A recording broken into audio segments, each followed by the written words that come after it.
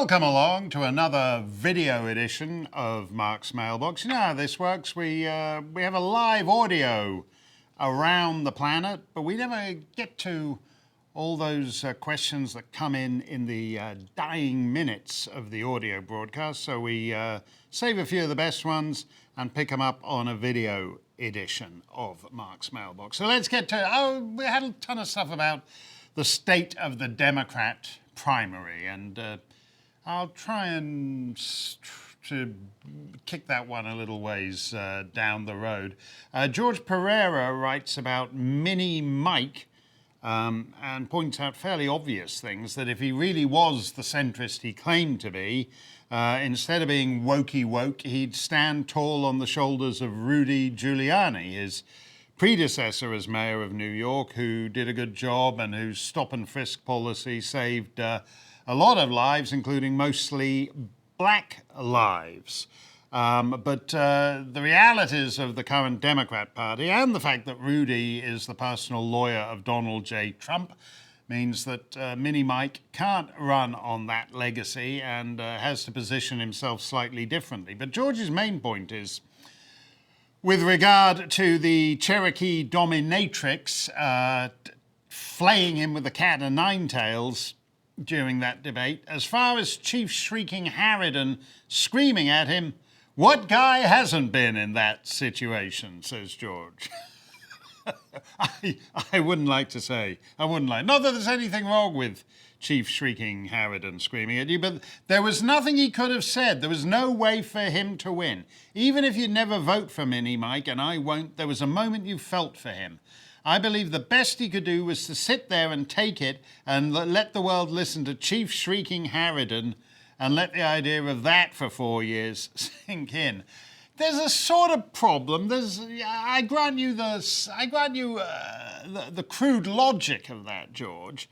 But there is a problem just standing there and sitting there when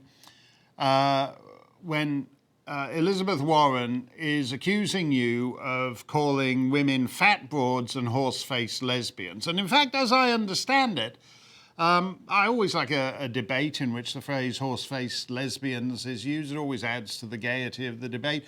But in fact, in this case, I believe this refers to something that Mayor Bloomberg is alleged to have said about members of the royal family. I won't say which particular princess he described as a horse-faced lesbian, but I believe the fat broad reference is to Fergie, as in Sarah, Duchess of York, former wife of Prince Andrew. But so that's a very specific reference. It would have been a perfect opportunity for Mini Mike, if you recall in the first debate in the last election cycle, when Megyn Kelly put a question to candidate Trump about various remarks he'd said about women, and his response, which is one of the most famous in the entire history of presidential debates, was only Rosie O'Donnell. And Bloomberg could have done an only Rosie O'Donnell remark here. He could have said, only the royal family. And it might have caused a couple of problems down the line when President Bloomberg is on his state visit to London and suddenly wonders why he's getting a room down in the dungeon at Windsor Castle. But absent that, I don't know whether Democrats take seriously remarks you make about the royal family. I don't know whether centrist Americans, to whom he's supposed to be appealing, take seriously remarks about members of the royal family. I can't remember what the first presidential debate was, but if George Washington had been there in a primary debate and he'd made a crude remark about King George III, I don't think anyone would have held it against him. So I think he could have had an opportunity for in fact, he should have just said only Rosie O'Donnell and then just said just kidding to those guys, because we all know Democrat primary voters have such a great sense of humor. Michael Seth writes, Mark, aside from being the only person on earth less likable than Hillary Clinton, I also believe Mayor Bloomberg is the most dangerous candidate on the stage. The Democrats will never call him on it. But his greatest obsession is the repeal of the Second Amendment. If he were to be elected, he is absolutely arrogant and stupid enough to pursue gun confiscation on a national scale. Wondering if you agree this could be a breaking point in the cold civil war. It's interesting to me, Michael, that the thing about Michael Bloomberg is he's said to be a bipartisan figure. He's run as both a Republican and as a Democrat. He endorsed and voted for George W. Bush in 2004. The thing about that is he's bipartisan in the sense that every party, each party, both parties have a reason to loathe him. But in a sense, he's a creature of no party. He sees himself as this kind of bloodless technocrat who belongs to the class that was born to rule because they know better than you. And so in a sense, he doesn't think of issues like Second Amendment in partisan terms. They're part of a general worldview that boils down to, I know better than you. And you don't need guns when Nanny Bloomberg is running society because he will make all the plans for you. He takes this seriously. He regards discretionary income as the big problem in America because poor people, and you understand how rich he is, he makes over $1.5 billion a year just in interest on all the other billions. You know, that's just the interest. So his definition of poor people is quite expansive, but he thinks discretionary income is the problem. And from his point of view, it doesn't matter whether you spend your discretionary income on, say, ammunition, or whether you spend it on a big gulp Coca-Cola and an over-salted cheeseburger. He thinks none of those things are good for you. And he thinks that it is in the natural order of things that the technocrat class, the ruling class, should make the decisions about what you have. It's a disturbing thing, this. He wears it more obviously than most of these globalist technocrats, but they all actually think of that. It's actually one of the disadvantages of a non-hereditary or a non-noble, to put it a different way, because I'll come back to the hereditary thing in a minute, a non-noble ruling class. If you have an hereditary ruling class, at some basic level, they understand that it's an accident of birth. And that tends to circumscribe one in one's ambitions. Because, you know, whatever he is, the 12th Duke of Wellington, for example, understands that he's just walking around as a kind of living memorial to a far more illustrious forebear. When you have a supposed meritocratic ruling class, and they're not really meritocratic anymore, one of the faintly disgusting things about, say, Washington, D.C. is the intermarriage and the way they switch between a political job and a big job at a TV network, almost like arranged marriages between courts in medieval Europe, a faintly repulsive spectacle.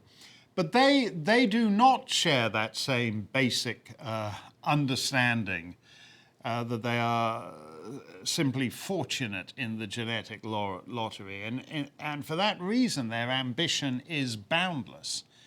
And the thing about it is Bloomberg is completely alien to the rhythms of middle America. He has governed a big city, and even then he had to get out of it every Friday afternoon and fly to Bermuda. And then he'd fly back in his private jet on Monday. Bermuda isn't part of America. It's a British colony. But he'd rather spend 3 days a week in a spot on the map that decided to stick with George III than spend time in what he regards as the great hinterland of America, where people are exercising their Second Amendment rights. There's nothing like this. I don't think he has any idea of what he's playing with in his hostility to the Second Amendment. And he would get a huge shock if he were actually to try and implement that nonsense. I mean, I don't know whether there's any sense that that is actually going to happen. He was pathetic. Watching him, to go back to where we came in, and the fact that what George was saying, that he should just stand there and let Elizabeth Warren kick him around. It's not a good look when you're explaining non-disclosure agreements. It's not a good look when Elizabeth Warren is basically painting you as the Harvey Weinstein of the Royal Bermuda Yacht Club, and you're just standing there and explaining that you've entered into consensual non-disclosure agreements. The minute you're talking about non-disclosure agreements on TV, you're basically losing. But the fact that he's up there doing that, and he doesn't grasp that he's looking like a twit when he's doing that, and he doesn't grasp that he's looking completely disconnected from the rhythms of normal life, is one reason why he's also quite comfortable arguing for gun confiscation and presuming to regulate the precise size of carbonated beverage that you are permitted to drink. By the way, this is a guy who can regulate the amount of Coca-Cola in your cup, but he can, and if you have a half an ounce too much, he'll take it out and you can't have that. But he couldn't keep actual water out of the New York subway during a storm. He can regulate the salt out of your cheeseburger, but he can't regulate salt onto 6th Avenue during a snowstorm. There's a credibility issue with him. And the only thing about the Second Amendment thing is that any confiscation program is as likely to be just as incompetent. Scott Scherzer says, after recent Democrat Party debate, I'm inclined to believe they have no intention of winning the presidency. Governing is too much work. It will be much easier and much more profitable for them to badger Donald Trump for another 4 years. Then maybe they'll give it a more serious go in 2024. What say you? Says Scott from Miami Beach. Well, Scott, yeah, I think that's reasonable. You got to look at it this way from their point of view. For example, at a certain point, they genuinely thought Joe Biden, by quote, unquote, they, I mean the Democrat panjandrums, they genuinely thought Joe Biden could win the presidency. Now, I happen to think they're idiotic, but they did genuinely believe that. Anyone who's known anything about Joe knows he's a disaster on the stump. He's never won anything except when he's either running in his own state as an incumbent of half a century's standing or on the coattails of Barack Obama. He's a loser. But they genuinely thought he could win. Now then, they impeached the guy. They impeached Trump. And Nancy Pelosi is quite correct when she says that Trump is impeached forever. He was acquitted. He was not convicted.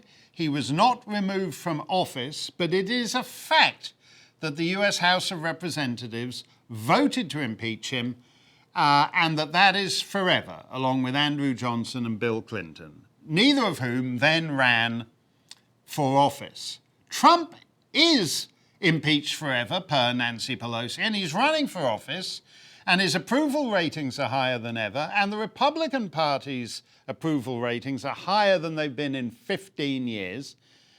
And it's begun to occur to the Democrats that while they find Trump uniquely awful, to the rest of the country, he's looking like just another incumbent president running for a second term. And generally speaking, like Barack Obama, like George W. Bush, like Ronald Reagan, like Dwight Eisenhower, like Franklin Roosevelt, those incumbent presidents tend to get re-elected. And so if the guy isn't beatable then, the question becomes, the fascinating question becomes, who do you want to put up to lose to the guy? And that is, that's something Mark Stillman touches on. Of the two most likely Democrat presidential candidates, Sanders and Bloomberg, which one poses the greatest threat to Trump? In my opinion, they both don't stand a chance, but which one do you think would come closest and why? And that's a very interesting question, Mark, because if you take, I'm going to explore it from the logic that since impeachment was a bust, since Trump basically is running for re-election with the big scarlet eye on his chest and laughing at impeachment, and since the net result of that is that impeachment has been defined down to the point where it may no longer even be a thing anymore, and the clever guys on the Democrat side are figuring, oh yeah, we're going to lose this thing. The question then becomes, who do you want to put up to lose? Rush was talking on the radio about way back in 1984 when they knew Reagan was a shoo-in for a second term, so they put up dear old decent old stick Walter Mondale to lose to the guy because Mondale had no future. So you're not sacrificing anybody with any talent. And I think that's actually why we've got basically, what are they, 4 septuagenarians up there in the top rank. I may be doing Elizabeth Warren an injustice, but a couple of them are pushing 80. They're not... We don't know about these things because we're dealing in a world where the oldest people ever are now running for president, so I wouldn't rule out some of them running again in 2024. But basically, it's a choice between who do you want to put up to be the big loser. You never want to do it. You can't, with Alexandra Ocasio-Cortez is technically too young to run for the presidency, but you wouldn't want to do that anyway because she's got kind of a great future with the party. So they're putting up people that they don't care about in this contest. They're trying to decide who the sacrificial loser is going to be. And the question is whether, do you want to lose with a hardcore socialist so that if you're James Carville and co., the party will realize that socialism is a losing proposition. And it won't just be Bernie who loses, but the socialist banner that will be tattered and broken, and you can go back to normal centre-left policies under some slick opportunist salesman in the Bill Clinton mould. Or do you want to lose with a guy like Mike Bloomberg and then figure that people will be ready for socialism in the year 2024? And my sense of where the Democrat thinking is on this is they'd much rather sacrifice, for their losing candidate, they'd much rather have a centrist like Bloomberg, who they serve up as the sacrificial lamb. So, you know, they'd much rather have someone like Joe Biden, Michael Bloomberg, a dull centrist whose defeat doesn't say anything about the overall direction of the party. That's my thinking. David Watson says, I haven't found reasons to take any of the Democrat candidates seriously yet, but the rising consensus towards socialism is worrisome. Do you think it represents a trend towards slackers wanting to be cared for, or is it just failure of the education system? I was hopeful Betsy DeVos would redirect that failing system toward more productive training, but haven't seen any progress yet. How do we get control of education to begin re-establishing a competitive nation? Well, it's a bit late to do that and expect to see results in one electoral cycle. The whole system is rotten, starting with kindergarten. And so that takes 2 generations to correct that. But you say something interesting, David. Do you think it represents a trend towards slackers wanting to be cared for? Or is it just a failure of the education system? The education system itself, David, is a failure in the sense that it prevents people starting adult life in the most productive sense. So that it would be one thing if people went to university and did a 3 years bachelor's degree and emerged as adults at the age of 21 or 22, ready to work, ready to buy a home of their own, ready to marry and have children, because those things are basic element. Affordable family foundation is perhaps the strongest indicator of the health of a society. And the fact is, everyone is screwed on that now. When you emerge, for a start, it's not 3-year bachelor's degrees. I think insofar as bachelor degrees are complete, and an awful lot aren't, there's people who take 6 years to complete a bachelor degree. So we're talking about people who are, where it's become routine to be in school until grade 18 or grade 19. You come out of school, you've got 6-figure debt. That actually changes the whole approach to higher education. This idea that people used to talk about working their way through college. You can't work your way through college when it's 50, 70 grand a year, because if you had a way of coming up with 70 grand a year, you wouldn't need to go to college. So we have people coming out of college with extraordinary amounts of debt that mean they have to postpone things like a home of their own, a spouse, children, later and later. And so what you have, you have an extraordinary situation where huge percentages of 30-year-olds, not just in the United States, but in Canada, Europe, all over the Western world, are still living in their parents' homes, trudging up the stairs every night to sleep in the bedroom they have slept in since they were 4 years old. Sometimes, they may paint over the teddy bear wallpaper, and they may actually take the beloved stuffy that's in that bed and stick it at the back of the wardrobe. But essentially, they're not yet living a full adult life. And the deferral of adult life, where all the responsibility, all the boring stuff about life, like having to pay your landlord, having to take the trash can to the dump or stick it out on the sidewalk for the garbage truck.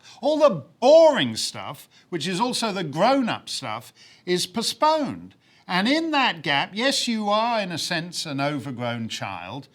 And so you live to one degree or another, in a paternalist arrangement where the commencement of adult life has been deferred. It's not so difficult then to imagine that as the normal principle underlying life, and seek to vote for a candidate whose policies maintain you as a child forever. In that sense, it's perfectly understandable that young people would like to take a flyer on Bernie. And shame on Republicans and so-called conservatives who haven't conserved anything, who are pathetic. Shame on all the conservatives of Conservative Inc. who allowed that situation to develop. Here's another one. Dear Mark, don't you think if one of the candidates wanted to surge past Bernie in the polls, this is from Robert Fox, don't you think if one of the candidates wanted to surge past Bernie in the polls, they would latch onto the same issue that propelled Trump to victory, namely immigration? Immigration really isn't a partisan issue, but it would be appropriate for a Democrat candidate to tout immigration control. I agree with you, Robert. And just 4 years ago, if you recall, Bernie Sanders said that open borders was just a Koch brothers scam. He's not necessarily wrong on that. The Chamber of Commerce lobby in the Republican Party favors open borders, even though it's not in the long-term interests of either Republicans or conservatives. And when they tip Texas, which they may do in 2020 or they may do in 2024, or maybe, if the Republicans get lucky, 2028. But on present demographic trends, they'll tip Texas, and at that point it's over for the Republicans as a national political party. But Bernie understood that Koch brothers style open borders is no friend of the working man in America. It's just a way of depressing wages and ensuring that there's simply no growth in American income for Americans at the lower end of the income chain. Widens he said all that 4 years ago. And this time round, you don't hear anything about that because Bernie has understood that the energy of the party is full open borders. And you're right, the existing electorates on both the Republican and Democrat side are opposed to illegal immigration, open borders. No developed nation needs mass unskilled immigration in the world today. As we've mentioned before, 30% of all jobs worldwide are going to be gone by the year 2030 through automation. So having millions and millions of people with nothing productive to do in their lives is not a recipe for social tranquility. It would be interesting to talk about some of these issues. But at the Democrats at the highest level have calculated that their interest as a party, they've thought this since Ted Kennedy's immigration bill, basically, 1965, is that their loyalty is not to this electorate or that electorate as it exists today, but to the electorate they're importing for the future. And yes, it would be jolly interesting to see a Democrat talk about immigration the way Bernie Sanders did briefly 4 years ago. But this time around, it ain't going to happen. And let's see about some non-American things we can get to in the dying moments of this show. It's all been dying. I was just referring strictly to the clock, not to the level of the content. Phil Beckley writes, Mark, I watched on YouTube today a talk given by Douglas Murray recently at the National Conservatism Conference in Rome, followed by Viktor Orban. It all seemed reasonable enough to me, so I was shocked to see that a Conservative MP, Daniel Kaczynski, had been reprimanded by the Conservative Party for attending. The headline in the Daily Telegraph, this is the UK Conservative Party, the headline in the Daily Telegraph for February 7th was, Tory MP escapes suspension for speaking at far-right event. The article quotes a Conservative spokeswoman as saying Daniel Kaczynski has been formally warned that his attendance at this event was not acceptable, particularly in the light of the views of some of those in attendance, which we utterly condemn, and that he is expected to hold himself to higher standards. I find this very depressing for the future of freedom of opinion and small c conservatism in England. Am I being too pessimistic? No, you're not, Phil. This conference, my friend John O'Sullivan, not only Douglas Murray, my friend Douglas Murray, one of the bravest men in England, and another old friend of mine, John O'Sullivan. John, if anything, is rather softer than me on some of the hardcore issues. But John was also in attendance at this thing in Rome with many people. Generally speaking, if you want a lively conference, you should have a wide range of opinion in which not everybody is on the same page. And once upon a time, conservatives, UK conservatives, Britannic conservatives in the broader sense, understood this. This need to control. And again, as with Koch brothers, open borders, cheap labour, so-called conservatism, it's actually deeply damaging. We live at a time when it is vitally necessary, because we don't have much time to turn around some of the problems that beset us, before all the options will become hideous and horrible. And it is at such moments that freedom of speech becomes crucially important. And it is vitally important right now that the bounds of public discourse become widened so that we can have a greater range of respectable opinion. Because as I always say, if there are certain subjects of concern to the electorate and respectable politicians are forbidden to address them, then the people will turn to unrespectable politicians, as you see in many parts of Europe and elsewhere. And you could make that argument indeed for Donald J. Trump. And so at the very time when we need actually never mind First Amendment or laws on speech, we just simply need a wider range of public discourse within which issues are addressed. Douglas Murray understands that. John O'Sullivan understands that. And the fact that the leaders of my old friend Boris Johnson's governing Conservative Party do not understand that is deeply distressing and utterly pathetic as that party became under the joke predecessor Theresa May. Boris, you know what you've said through the last quarter century. You, of all people, aren't the guy who should be cracking the whip on permissible speech. Get out of that business like a real conservative.